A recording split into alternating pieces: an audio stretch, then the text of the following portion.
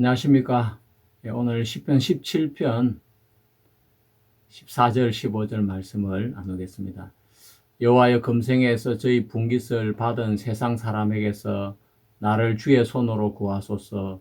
그는 주의 제물로 배를 채우심을 잊고 자녀로 만족하고 그 남은 산업을 그 어린 아이들에게 유전하는 자니이다. 나는 의로운 중에 주의 얼굴을 보리니 깰 때에 주의 형상으로 만족하리이다. 여러분, 구정명절을 잘 보내셨습니까? 예.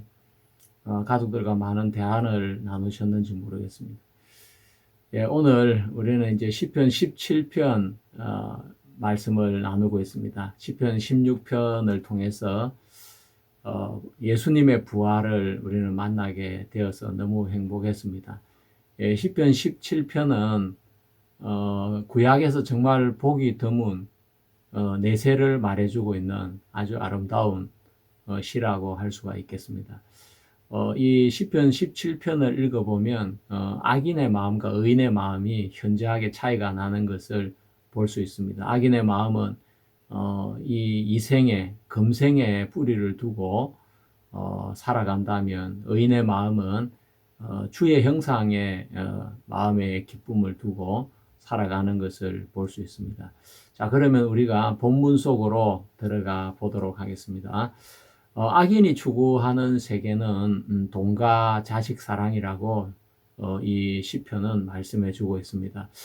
그러니까 다윗이 이 시를 썼을 때가 3000년 전인데, 3000년 전이나 지금이나 하나님이 마음에 없는 사람들의 마음에는 재물과 또 자식, 또 어떤 기업을 물려주는 이런 유산이나 이런 데 모든 초점이 맞추어져 있는 것을 볼 수 있습니다. 악인의 삶의 초점은 금생인 것을 시편 17편은 이야기하고 있습니다. 그들은 현실에 대해서 아주 민감하고, 그래서 어떻게 하면 현실 세계에서 좀 더 다른 사람보다 많은 돈을 벌고 부하게 살고 편하게 살고 또 자신의 욕망을 채워가며 살아갈 것인지, 그것에 민감한 사람들이 바로 악인들인 것입니다. 그래서 그들은 거짓말을 꾸며내기도 하고 또 아첨을 하기도 하고 마음에 없는 또 두 마음을 품고 말을 하면서 살아가기도 하는 그런 사람들인 것입니다. 예, 그에 비해서 의인은 진실을 말하면서 마음 중심에 하나님을 모시고 살기 때문에 악인의 삶과 의인의 삶은 현저하게 차이가 날 수밖에 없는 것을 알 수 있습니다. 예, 여기 시편의 표현을 보면 악인의 변은 재물로 이렇게 채우고 악인의 마음은 자식으로 채우는 것을 볼 수가 있습니다. 그렇지만 한 가지 빠진 부분이 있다면 자신의 영혼에 대한 경영은 단 한마디도 나오지 않는 것이 악인의 특성인 것을 알 수 있습니다. 그것은 예수 그리스도의 비유와도 정확하게 일치하고 있습니다. 예수님 앞에 한 부자가 와서 자신의 유업을 이렇게 나누게 해달라고 그렇게 이야기를 했습니다. 그때 예수님께서 누가 나를 너희의 재판장이나 물건 나누는 자로 세웠느냐 하시면서 저에게 이르시되 상가 모든 탐심을 물리치라. 사람의 생명이 그 소유에 넉넉한 데 있지 아니하니라 하시고, 또 비유로 저에게 일러 가라사대 한 부자가 그 밭에 소출이 풍성함에 심중에 생각하여 가로되 내가 곡식을 쌓아둘 곡간이 없으니 어찌할꼬 하고, 또 가로되 내가 이렇게 하리라. 내 곡간을 헐고 더 크게 짓고 내 모든 곡식과 물건을 거기 쌓아두리라. 또 내 영혼에게 이르되 영혼아, 여러 해 쓸 물건을 많이 쌓아두었으니 평안히 쉬고 먹고 마시고 즐거워하자 하리니 하되, 하나님은 이르시되 어리석은 자여, 오늘 밤에 네 영혼을 도로 찾으리니 그러면 네 예비한 것이 네 것이 되겠느냐 하셨으니, 자기를 위하여 재물을 쌓아두고 하나님께 대하여 부요치 못한 자가 이와 같으니라. 자, 예수님께서 그 부자에게 이렇게 하신 비유는 이렇게 자신을 위해서, 육체를 위해서 재물을 쌓아놓고 또 곡간을 또 더 크게 늘리고 이렇게 하지만, 그 사람의 중심에 한 가지 빠진 것이 있다면 자신의 생명을 주관하시는 하나님이 안 계시기 때문에 하나님이 그날 밤에 그를 데려가시면 자기가 준비한 모든 것이 남의 것이 될 수밖에 없는데도 하나님을 마음에 두지 않는 사람은 재물에 마음을 두고 살지 하나님에 대해서 마음에 아무 관심이 없는 것을 볼 수가 있는 것입니다. 자, 악인의 삶의 초점은 바로 재물과 자식인 것을 알 수가 있습니다. 그리고 그 유산을 어떻게 처리할 것인지 그런 부분에 악인의 마음에 모든 초점이 맞추어져 있는 것입니다. 자, 그렇지만 의인의 삶은 완전히 판이한 것입니다. 의인은 뭐 이렇게 아무렇게나 그런다고 사는 것은 아니지만 악인처럼 현실 감각이 빠르지 못합니다. 어떻게 하면 돈을 많이 벌까? 어디에 투자를 해야 요즘 주식에 투자를 해야 되는지, 부동산에 투자를 해야 되는지, 안 그러면 무슨 가상화폐에 투자를 해야 되는지, 어디에다가 투자를 해야 되는지 감각이 들인 사람이 의인이라 할 수 있겠습니다. 왜 그러냐면 의인의 관심은 하나님의 뜻에 있고 하나님의 형상과 그 영광에 머물러 있기 때문에 어떻게 하면 돈을 많이 벌까를 끊임없이 생각한다면 그 부분에 아주 많은 정보를 얻게 되어지고 그 부분이 발달하게 되겠지만 의인의 마음은 하나님의 뜻에 가 있기 때문에 의인은 현실 감각이 많이 떨어지기도 하고 돈을 버는데 악인만큼 민첩하지 못한 건 너무나 분명한 사실인 것입니다. 그래서 악인들이 볼 때 의인은 좀 뭔가 가소롭고 우스운 존재로 보일 수밖에 없는 것입니다. 자, 다윗은 악인은 젊은 사자와 같다고 표현을 했습니다. 젊은 사자는 공격물을 찾아서 언제든지 움켜서 사냥감으로 먹이로 삼으려고 하는 것이 젊은 사자인데 그러면 다윗에게 젊은 사자는 누구였겠습니까? 사울이 살아있을 때는 사울 왕이 젊은 사자였을 텐데 사울이 죽고 나서는 도대체 누가 그 바톤을 이어받았겠습니까? 누가 다윗의 마음을 그렇게 움키려고 괴롭히는 사람이 되었을까요? 악인들의 특성은 자신의 삶을 의인들도 따라오게 되기를 바라는 것입니다. 그래서 악인들은 일부러 정말 예수님을 믿는 사람에게 술을 권하고 막 술을 마시게 하려고 하고 또 안 그러면 세상에 노래방에 데려가서 막 노래를 부르게 한다든지 그렇지 않으면 죄의 유혹에 빠뜨리려고 한다든지 왜냐하면 자신들의 제약된 삶을 의인들도 그렇게 빠져야 자신들이 살아가는 그 삶이 정당화된다고 생각해서 그런지 모르지만 악인들은 어떻게 하든지 젊은 사자가 먹잇감을 움키려 하는 것처럼 의인을 움키려고 하는 걸 볼 수 있습니다. 자, 예수 그리스도께서는 이렇게 말씀하셨습니다. 내 나라는 이 세상에 속한 것이 아니라 만일 내 나라가 이 세상에 속한 것이었다면 내 종들이 싸워서 나로 유대인들에게 넘기지 않게 하였으리라. 이제 내 나라는 여기에 속한 것이 아니니라라고 예수님은 그 겟세마네 동산에서 로마 군인들에게 잡혀서 본디오 빌라도 앞에 섰을 때 예수님 분명하게 말씀을 했습니다. 자기는 유대인의 왕이지만 이 세상에 속한 유대인의 왕은 아니다라고 말씀을 하셨습니다. 그러면 어느 세계에 속한 유대인의 왕이겠습니까? 바로 영원한 세계에 속한 유대인의 왕. 믿음을 가진 그 사람들의 왕인 것입니다. 트리나 폴러스라는 미국의 작가가 꽃들에게 희망을 이라는 책을 썼는데 저도 그 책을 이렇게 몇 번 본 적이 있습니다. 그 책은 어른들이 보기에도 아주 수준이 높고 또 생각할 수 있는 많은 부분들이 담겨져 있는 어른들을 위한 동화라고도 볼 수가 있습니다. 줄무늬 애벌레와 노랑 애벌레가 둘이 서로 만나서 사랑을 하기도 하는데 이 줄무늬 애벌레는 그 애벌레 기둥을 따라서 꼭대기까지 올라가서 뭔가를 성취하려고 하는 그 의욕 속에 욕망 속에 젖어 있었지만 노랑 애벌레는 다른 애벌레가 나비가 되는 모습을 보고 자기도 나비가 되어서 그 줄무늬 애벌레에게 찾아가서 자신이 바로 노랑 애벌레라는 것을 알려주면서 이렇게 줄무늬 애벌레도 그 꼬치를 털고 나와서 나비가 될 수 있도록 유도하는 일을 하는 것입니다. 자, 예수 그리스도의 삶은 이 세상이 자신의 전부인 줄 알고 살아가는 모든 사람들에게 야, 예수님이 이 세상이 내 나라가 아니라고 했구나. 야, 그러면 어디가 내 나라지? 아, 예수님은 영원한 하늘나라를 예수님은 자신의 소유로 삼고 계시는구나. 그러면 우리도 그렇게 살아야 되겠다. 예수님은 마침 꽃들에게 희망을 건네주는 노란 애벌레처럼 먼저 사도들 앞에서 제자들 앞에서 성도들 앞에서 이 세상에 대하여 선을 긋고 정말 영원한 하늘의 세계의 소망을 가지고 하나님의 뜻을 즐거워하며 사셨던 그 삶을 통해서 우리에게 본을 끼쳐 주셨던 것입니다. 그래서 바울 사도도 이렇게 이야기하고 있습니다. 고린도전서 15장에 앞부분의 부활에 대한 부활을 목격한 이야기를 하면서 뒤에 만일 죽은 자가 다시 사는 것이 없으면 그리스도도 다시 사신 것이 없을 터이요.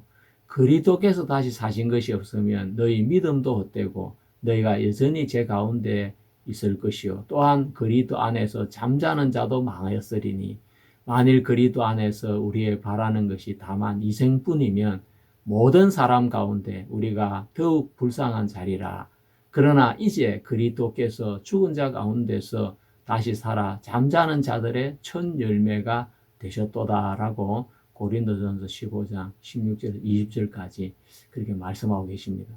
바울은 부활의 소망을 우리에게 이야기해 주었습니다. 또 그가 쓴 서신 구석구석의 여러 부분에 그리스도인의 삶이 이생이 전부가 아니고 바로 하나님 앞에 서야 되는 삶을 증거를 했습니다. 그가 쓴 서신 중에 로마서는 특히 종교계에게 불씨를 일으키는 놀라운 책이 되었고 수많은 사람들을 거듭날 수 있도록 이끄는 서신서가 되었습니다.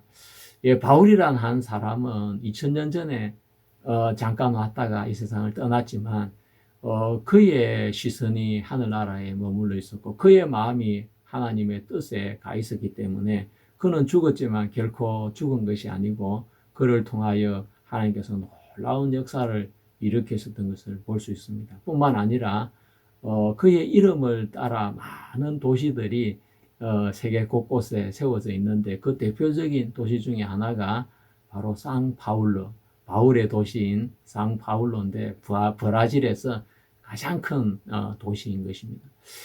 사람들은 상파울로에 가면서 바울의 이름을 기억을 하게 되는 것입니다. 예수님의 사도였던 베드로 역시 마찬가지였습니다. 그가 예수님을 만나기 전에는 고기 잡고 또 돈 벌어서 자식 잘 키우고 그런 현실적인 감각에 젖어 사는 사람이었지만 예수 그리스도를 만나고 나서 그의 마음의 소망의 초점 역시 이 세상이 아니라 하늘나라에 가 있었습니다. 베드로 후서를 읽어보겠습니다. 가로되 주의 강림하신다는 약속이 어디 있느뇨? 조상들이 잔 후로부터 만물이 처음 창조할 때와 같이 그냥 있다 하니 이는 하늘이 옛적 붙어 있는 것과 땅이 물에서 나와 물로 성립한 것도 하나님의 말씀으로 된 것을 저희가 불어 잊으려 함이로다. 이로 말미암아 그때 세상은 물의 넘침으로 멸망하였으되 이제 하늘과 땅은 그 동일한 말씀으로 불살하기 위하여 간수하신 바 되어 경건치 아니한 사람들의 심판과 멸망의 날까지 보존하여 두신 것이니라. 하나님의 날이 임하기를 바라고 간절히 사모하라. 그날에 하늘이 불에 타서 풀어지고 체질이 뜨거운 불에 녹아지려니와 우리는 그의 약속하시는 대로 의에 거하는 바 새 하늘과 새 땅을 바라보도다. 베드로 후서 3장에는 새 하늘과 새 땅을 바라보고 살아가는 베드로의 믿음을 이야기하면서 그리스도인들에게 정말 이 세상이 우리가 살아야 될 곳이 아니라 바로 새하늘과 새 땅에서 그리스도인들이 살아야 된다는 것을 인지시키고 있습니다. 베드로도 결국 그 천국의 소망을 가지고 살면서 복음을 전했고 그도 순교를 하는 사람이 되었습니다. 예수님을 3번까지 부인을 하면서 정말 못난 자신의 모습을 보고 낙심하여 물고기를 잡으러 갔던 그 베드로가 다시 주님의 손에 잡혀 복음을 전하는 모습은 우리 믿는 신자들에게 큰 힘과 용기를 불러일으켜 주는 것입니다. 왜냐하면 우리도 신앙을 하다가 종종 낙심을 하게 되어지고 내가 정말 신앙을 할 수 있겠나 주저앉을 때가 있는데 베드로의 모습이 우리에게 얼마나 큰 힘이 되고 용기가 되고 믿음이 되는지 알 수가 없습니다. 베드로를 통해서 하나님이 참 놀라웠게 많은 일들을 하셨고 뿐만 아니라 베드로는 죽었지만 그 이름을 딴 도시들이 전 세계에 많이 있는데 그 중에 가장 대표적인 도시가 러시아의 상페테르부르크인 도시인 것입니다. 제정 러시아 때 아마 그 수도였는데 지금은 모스크바로 이제 옮겨져 있습니다. 히브리서 기자 역시 이렇게 이야기하고 있습니다. 이 사람들은 다 믿음을 따라 죽었으며 약속을 받지 못하였으되 그것들을 멀리서 보고 환영하며 또 땅에서는 외국인과 나그네로다 하는 증거를 하였으니 이같이 말하는 자들은 본향 찾는 것을 나타냅니다. 저희가 나온 바 본향을 생각하였다면 돌아갈 기회가 있으려니와 저희가 이제는 더 나은 본향을 사모하니 곧 하늘에 있는 것이라. 그러므로 하나님이 저희 하나님이라 일컬음 받으심을 부끄러워 아니하시고 저희를 위하여 한 성을 예비하셨느니라. 자, 이 그리스도인들을 히브리서는 이 본향을 사모하는 사람이다. 그 본향은 내 육신이 태어난 육신의 고향이 아니라 하늘나라에 있는 것이라고 이야기했습니다. 우리가 하나님께로부터 왔는데 우리의 본향은 이 세상이 아니라 하나님의 품인데 그래서 성도들은 정말 영적인 본향인 하나님의 품을 사모해서 이 세상의 즐거움을 버리고 하나님의 뜻을 따라 순종하며 살아가는 사람들이 성도들인 것입니다. 역시 히브리서는 모세를 표현하기를 그리스도를 위하여 받는 능력을 애굽의 모든 보화보다 더 큰 재물로 여겼다고 이야기했고 이는 상주심을 바라봄이라고 이야기했습니다. 모세 역시 눈에 보이는 현세적인 삶, 금생의 삶을 크게 여긴 것이 아니라 눈에 보이지 않는 하늘나라의 삶을 크게 여기기 때문에 그가 모든 것을 버리고 하나님의 말씀을 순종하면서 이스라엘 백성을 애굽에서 인도해내는 그 일을 했던 것을 볼 수 있습니다. 의인은 본향을 향해 가는 나그네요 순례자인 것입니다. 다윗은 시편 17편에서 금생에 매달려 살아가는 악인들의 삶과 정말 하나님의 그 형상을 볼 때 즐거워하는 그 부활의 소망을 품고 살아가는 의인의 삶을 대조시키고 있습니다. 정말 다윗은 이 세상에 사는 동안 왕이었지만 그는 어떻게 하면 내 정적을 다 제거하고 내 세력을 다져가지고 내가 영원히 통치할 수 있을까? 그런 일들을 하지 않았습니다. 왜 그러냐면 그의 마음은 하늘나라에 있었기 때문에 이 세상에서 잠깐 머무는 동안 자신의 틀을 영원히 세우려고 하지 않았던 것을 봅니다. 정말 그리스도인들은 세상에 사는 동안 많은 고난을 당했습니다. 종교의 자유가 이렇게 오면서 복음을 가진 그리스도인들은 북아프리카 쪽으로 피신을 가기도 하고 또 알프스 산 안쪽으로 피신을 해서 그곳에서 신앙을 지키면서 인간적인 모든 즐거움이나 낙을 버리고 살았던 것을 볼 수 있습니다.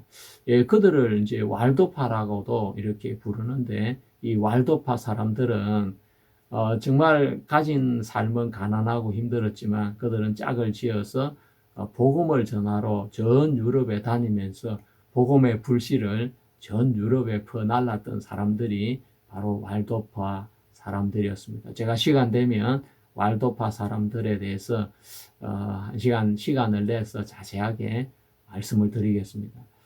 자, 그리고 또 여기 성경에 보면 이렇게 세상 사람이라는 표현을 쓰고 있는데, 이 세상 사람이라는 이 원어는 메헤레드라고 하고 있습니다. 메헤레드. 이 메헤레드는 현세적으로 살아가는 이 현실 세계에 속한 사람들을 이야기하는데, 영원한 가치보다 일시적인 만족을 추구하는 자들을 말하고 있습니다. 이 헤레드라는 이 말은 구약 성경에서 덧없는 인생, 죽음으로 향한 삶 또는 현세적인 존재를 묘사할 때 사용이 되어졌습니다. 그래서 욥기 11편 17절에 덧없고 유한한 삶을 뜻할 때 그렇게 사용이 되어지기도 하고, 시편 39편 5절에 인간의 삶이 잠깐이고 허무하다는 것을 또 표현할 때 이렇게 사용이 되어졌습니다.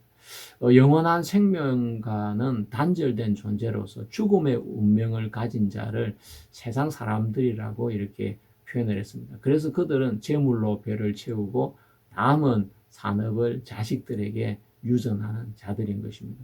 여기서 재물이라고 할 때 이것은 단순한 물질적인 개념만 가진 것이 아니라 하나님께서 감추어 놓았다가 허락하시는 어떤 풍요로움을 의미하는 것입니다. 이 표현은 하나님이 악인들에게도 때때로 현세적인 그런 어떤 물질적인 축복을 허락하신다는 그런 신학적인 의미를 담고 있습니다. 그것은 마침 이방인인 고레스에게 흑암 중의 부하와 하나님이 감추어 두신 재물을 주었다고 하는 이사야 45장 3절의 표현과도 일맥상통한 내용인 것입니다. 자, 하나님은 이방인이었지만 고레스에게 감추어진 보화를 허락해 주셨던 것입니다. 우리가 시편 17편 15절의 원문에서 이 깰 때에 하는 이 단어가 있는데, 이 깰 때에 하는 이것은 단순하게 아침에 눈을 뜨는 것을 넘어서 하나님 앞에서 어떤 새로운 상태, 즉 영적 부활이나 하나님과의 직접적인 만남을 예시하는 표현으로 해석이 됩니다. 이 구절은 내가 깰 때에 주의 형상으로 만족하리다라는 이 고백은 하나님을 직접 뵙는 순간이야말로 진정한 만족의 순간이라는 그런 뜻이 되겠습니다. 그래서 일부 학자들은 이 깨어난다는 이것을 죽음 이후의 부활로 보기도 했습니다. 그래서 이 땅에서의 삶이 끝난 후에 하나님 앞에서 우리가 깨어난 순간, 그때 참된 기쁨과 만족이 있다는 고백인 것입니다. 우리가 구약 성경에는 보통 현세적인 삶으로, 현세적인 삶에서의 하나님의 도움과 또 하나님의 징계가 대부분인데, 이 시편 17편만은 내세의 삶을 가장 분명하게 다루고 있고 대조하고 있는 것이 바로 시편 17편인 것입니다. 그래서 우리는 시편 17편이 얼마나 중요한 책인지 모릅니다. 여러분들이 구약 성경에 내세가 어디 있어? 그러는 사람에게 시편 17편을 펴서 읽어주시면 아마 깜짝 놀라게 될 것입니다. 예, 악인의 마음의 우선순위는 재물과 자식 사랑이었습니다. 그래서 재물을 따라 움직이는 사람들이 바로 악인이었습니다. 그렇지만 의인의 삶은 하나님이 우선이었습니다. 그래서 시편 17편에는 악인은 그 자녀로 만족하지만 의인은 주의 형상으로 만족한다고 이렇게 대조를 이루고 있습니다. 자, 예수 그리스도는 우리의 삶의 우선순위를 정해 주셨습니다. 우리가 너무나 잘 알고 있는 너희는 먼저 그 나라와 그의 의를 구하라. 그리하면 이 모든 것을 너희에게 더하시리라. 그러므로 내일 일을 위하여 염려하지 말라. 내일 일은 내일 염려할 것이요 한날 괴로움은 그날의 족하니라. 마태복음 6장 33절에서 34절 말씀입니다. 자, 여러분도 이 말씀 잘 알고 계실 거라고 저는 믿습니다. 이 말씀을 가장 사랑하고 또 이 말씀을 삶의 좌우명으로 실천했던 분이 바로 백화점의 아버지 존 워너 메이커라는 미국의 근대 상업의 아버지라 불리는 분입니다. 이분은 D.L. 무디 시대 때 무디와 많이 동력을 하기도 한 분입니다. 이분은 단순하게 평신도가 아니라 평신도지만 목회자와 버금갈 정도로 또는 더 이상 갈 정도로 많은 복음의 일을 감당한 분이라 할 수가 있겠습니다. 제가 한 번은 그분의 소문을 듣고 그분에 관한 책을 사서 읽어본 적이 있는데, 그분 정말 독실한 기독교인으로서 세계 최초로 현대식 백화점의 개념을 정착시킨 분입니다.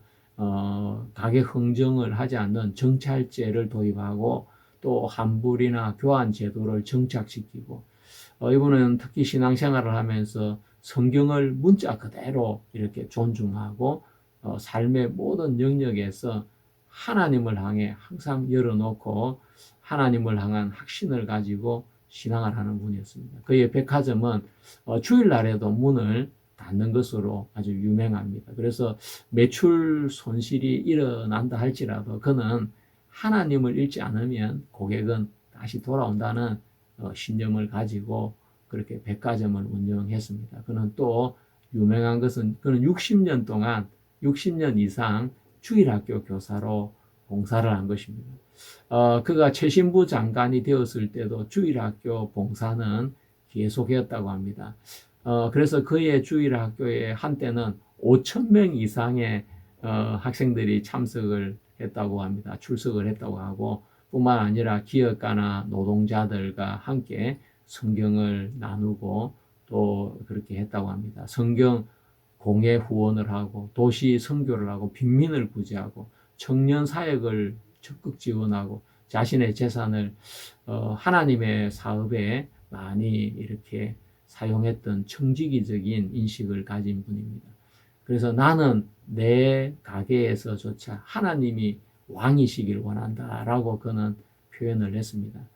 존 워너 메이커는 무디의 전도 집회와 교육 사역에 재정적으로 후원을 했는데, 뿐만 아니라 청년이나 평신도 사역에도 이렇게 그는 지속적인 관심과 지원을 아끼지 않았습니다. 무디가 필라델피아에서 부흥 집회를 열 때에 존 워너 메이커는 자신의 백화점 공간을 무디 집회 장소로 제공을 했고, 또 집회 진행을 돕기 위해서 점원들을 포함해서 한 300여 명의 자원봉사자 안내 요원을 조직해서 제공을 했습니다. 특히 그는 무디와 함께 주일학교 운동이나 YMCA, 복음집회 등에서 두 사람이 각각 역할 분담을 해서 무디는 설교와 전도를 했다면 존 워너 메이커는 지원과 실천을 통해서 이 복음의 비전을 공유한 사람으로 알려져 있습니다. 그리고 의로운 중에라는 시편 17편의 말씀이 있는데, 우리가 시편 16편에서 예수 그리스도의 부활을 보았다면 시편 17편에서는 그 부활의 결과인 의로움을 보게 되는 것입니다. 부활은 우리를 의롭게 만들었습니다. 다윗은 단순히 내가 의로우니까 주를 보겠다는 선언이 아니라 하나님의 의로움에 참여함으로써, 또는 하나님의 그 의로움의 삶의 맥락 속에서 하나님의 얼굴을 보게 될 것이라는 신앙 고백을 하고 있는 것입니다. 자, 예수 그리스도께서는 요한복음 16장에서 의에 대해서 말씀하실 때에 내가 아버지께로 가는 것이라고 이야기했습니다. 그것은 바로 부활과 성천을 이야기하는 것입니다. 예수님이 십자가에 돌아가신 것은 죄 때문에 돌아가셨습니다. 죄의 형벌을 받기 위해서 돌아가신 것이라면, 예수님 부활하신 것은 죄의 형벌이 끝이 났다는 증거인데, 그것이 바로 하나님께서 직접 우리를 의롭다고 선언해 주시는 것과 같은 것입니다. 자, 예를 들어서 어떤 사람이 큰 죄를 지어서 재판을 받고 판사가 징역형을 이렇게 때렸습니다. 그 사람이 교도소에 복역을 해서 아무 일도 못하고 교도소 안에 살다가 어느 날 그 사람이 만기 출소를 하게 되는 것입니다. 그러면 그는 비록 죄를 지었지만 법정에서 내린 죄에 대한 형벌을 다 받았기 때문에 그 만기 출소는 그 죄가 해결됐다는 영수증이 되는 것입니다. 바로 예수님께서 우리 죄를 위해 십자가에 돌아가셨는데, 예수님 부활하지 않았다면 우리 죄가 다 해결된 건지 해결 안 된 건지 우리는 정말 알 수가 없는데 하나님께서 예수님을 죽음에서 부활시키심으로 이제 하나님이 우리 죄를 다 끝냈다고 선언하셨구나. 그래서 예수 그리스도의 부활은 우리의 의로움이 되는 것입니다. 예수님은 우리의 모든 죄를 짊어지셨습니다. 세상 죄를 짊어지시고 우리가 받아야 될 죄의 형벌을 예수님이 대신해서 받으셨는데 그 죄값을 언제까지 치러야 될지 우리는 정말 예수님의 죽음으로 내 죄가 언제 어떻게 해결되는지를 기대하고 있는데 예수님이 부활하심으로 하나님이 이제 내 죄가 다 용서되었다고 하시는구나. 그렇게 우리는 믿을 수가 있는 것입니다. 그래서 예수님의 부활은 우리의 의가 되는 것입니다. 내가 의롭게 행해서 의롭게 살아서 의로운 것이 아니라 내 죄를 짊어지시고 나를 대신해서 하나님의 앞에 내 모든 죄의 심판을 받으러 들어가신 예수님께서 마침 교도소 문을 열고 나오시면서 야 이제 자유다 라고 나오셨을 때 그것은 바로 죄에 대한 대가를 형벌을 다 치르렀다는 하나님의 선언이신 것입니다. 죄 때문에 교도소에 갇힌 사람이 자기가 나오고 싶다고 교도소에서 나올 수가 있겠습니까? 교도소에서 당신 복역 기간이 다 채워졌으니까 이제 나가시오. 아니요. 교도관님, 저 지금 겨울인데 나가면 있을 곳도 없고 직장도 없고 한데 봄에 나가면 안 되겠습니까? 지금까지 제가 10년이나 있었는데 한 3달만 더 있다가 나가겠습니다. 예, 그렇게 한다고 교도소에 더 있을 수가 있겠습니까? 복역 기간이 만료되는 순간에 그는 교도소에 있고 싶어도 더 있을 수가 없고 나와야 되는 것입니다. 우리의 죄의 값이 완전히 치러지는 그때에 하나님은 예수님을 부활시키시는 것입니다. 그래서 예수 그리스도의 부활은 바로 우리의 죄가 완전하게 해결되었다는 하나님의 확증인 것입니다. 자, 이제 이 하나님을 믿는 성도들은 의로움 중에 바로 하나님의 얼굴을 하나님의 의로운 행상을 보게 되는 것입니다. 그래서 자신이 죄인이라고 생각하는 사람은 하나님의 형상을 보지 못하지만 자신이 의인인 것을 믿는 사람, 예수 그리스도의 부활로 의롭게 되어진 걸 믿는 사람은 하나님의 의로운 행상을 다윗의 고백처럼 보게 되는 것입니다.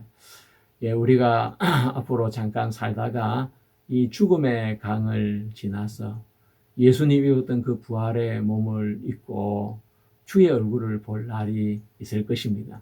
예, 그때 우리가 얻는 행복이나 만족은 정말 다윗이 노래하고 있는 것처럼 진정한 행복과 진정한 만족을 주의 형상에서 우리는 얻게 될 것입니다. 여러분 정말 구원을 받으셨다면 얼마나 행복한 것입니까? 구원을 받지 못한 가족분들이 계신다면 여러분 복음을 전해서 또 가족분들도 구원을 받을 수 있도록 그렇게 인도하시면 좋겠습니다.